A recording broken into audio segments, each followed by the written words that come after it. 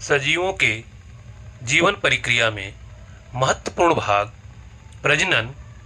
प्रजनन के अंदर अलैंगिक प्रजनन बहुकोशिकीय सजीवों में कौन कौन की पद्धतियों से होता है, इसके बारे में थोड़ी जानकारी प्राप्त करते हैं।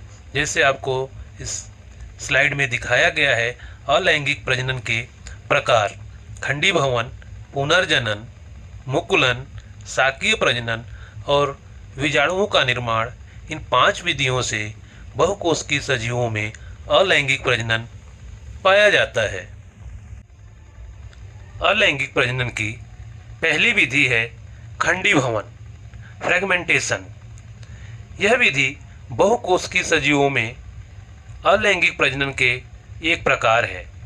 इस अलैंगिक प्रजनन पद्धति में जनक सजीव के शरीर का अनेक छोटे छोटे खंडों में विभाजन हो जाता है तथा प्रत्येक खंड एक नवजात सजीव के रूप में जीवन जीने लगता है।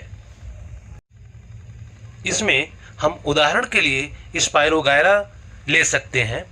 जैसे यहाँ पे आपको चित्र में स्पाइरोगायरा दिखाया गया है कि स्पाइरोगायरा के शरीर के 2 भाग खंड होते हैं और दोनों एक नए सजीव के रूप में अपना जीवन यापन करते हैं। जब स्पाइरोगायरा को पर्याप्त पानी तथा पोषक तत्व मिलते हैं, तब उसके तंतुओं में तीव्र गति से वृद्धि होने पर उसके तंतु छोटे छोटे खंडों में विभाजित हो जाते हैं और प्रत्येक खंड स्वतंत्र नवजात स्पाइरोगायरा के तंतु के रूप में बढ़ता है। बहुकोशिकीय सजीवों में अलैंगिक प्रजनन की दूसरी विधि है पुनर्जनन। विकसित प्राणियों में पुनर्जनन प्रक्रिया का उपयोग संभवतः टूटे हुए अंगों को पुनः ठीक करने के लिए किया जाता है।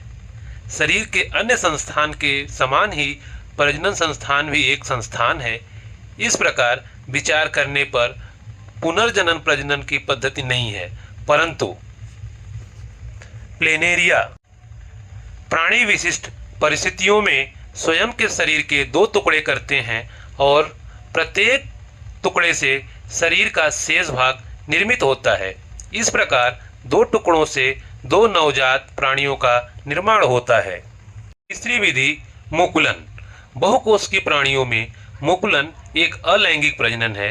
हाइड्रा की पूर्ण वृद्धि होने पर तथा पूर्ण पोषण मिलने पर उसके शरीर की भित्ति पर विशेष स्थान से पुनर्जनन कोशिका के विभाजन से एक उभार तैयार होता है, जिसे मुकुल या बड कहते हैं।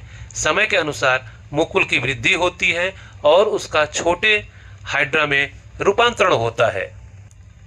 जब नवजात हाइड्रा की अत्यधिक वृद्धि हो जाती है तथा वह स्वयं का अस्तित्व बनाए रखने में समर्थ हो जाता है, तो वह जनक हाइड्रा से अलग हो जाता है तथा इसके पश्चात वह स्वतंत्र जीवन यापन करने लगता है।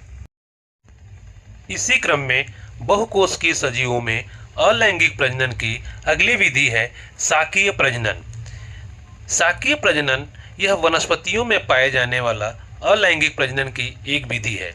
वनस्पतियों में जड़, तना, पत्ती एवं मुकुल जैसे शाकीय अंगों द्वारा होने वाले प्रजनन को शाकीय प्रजनन कहते हैं। जैसे गाजर, मूली, शकरकंद जैसी वनस्पतियों में जड़ों की सहायता से शाकीय प्रजनन होता है, तो आलू, सूरन, कंदमूल में मुकुल की वृद्धि की सहायता से शाकीय प्रजनन होता है। इसी क्रम में उदाहरण दे सकते हैं गन्ना, घास जैसी वनस्पतियों में गांठों में पाए जाने वाले मुकुल से शाकीय प्रजनन होता है।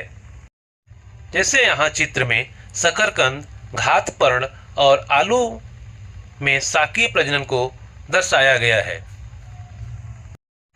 इसी क्रम में बहुकोशिकीय सजीवों में अलैंगिक प्रजनन की 5वीं विधि है बीजाणुओं का निर्माण, स्पोर फॉर्मेशन। यहाँ पर आपको म्यूकर की आकृति दिखाई गई है। इस म्यूकर की आकृति में बीजाणुओं के निर्माण से अलैंगिक प्रजनन होता है। कवकों की बीजाणुधानी में बीजाणुओं का निर्माण होता है। जब बीजाणुओं की वृद्धि होने लगती है तो बीजाणुधानी फट जाता है और बीजाणु बाहर आ जाते हैं। ये बीजाणु अनुकूल तापमान, आर्द्रता मिलने पर अंकुरित होते हैं और एक नए कवक जाल के रूप में निर्माण होता है। इस तरह से नए कवक निर्मित होते हैं। इस प्रकार इस वीडियो की सहायता से हमने आज बहुकोशिकीय सजीवों में अलैंगिक प्रजनन की 5 पद्धतियों के बारे में जानकारी प्राप्त की है। यह ज्ञानवर्धक वीडियो आप अंत तक देखते रहे, इसके लिए आप सभी का बहुत बहुत धन्यवाद एवं आभार।